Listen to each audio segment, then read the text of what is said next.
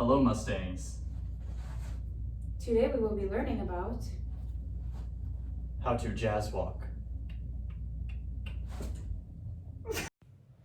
Okay, let's hop back to when we learned about tendus.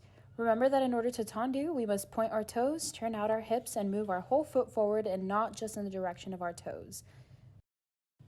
As we go through the rest of the steps for jazz walking, it's important to remember that we want our heels to go straight forward while keeping a turnout in our foot the whole time we move forward.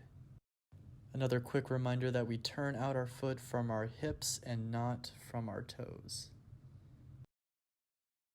After we find a tendu and a nice turnout, we start to put weight into our foot, starting at our toes and rolling back through the ball of our foot into our heel.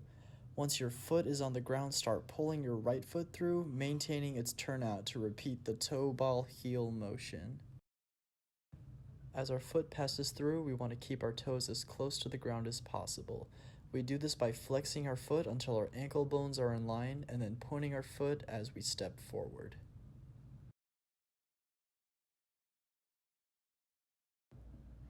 Not only is it important to ensure that our lower body is top-notch, but also the upper body.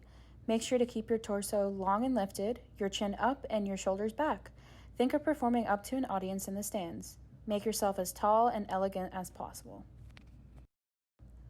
Coming into a close from a jazz walk is just as simple as coming into a close from marching. Simply brace your last step with one last tendu and slide your last foot back into place at first position.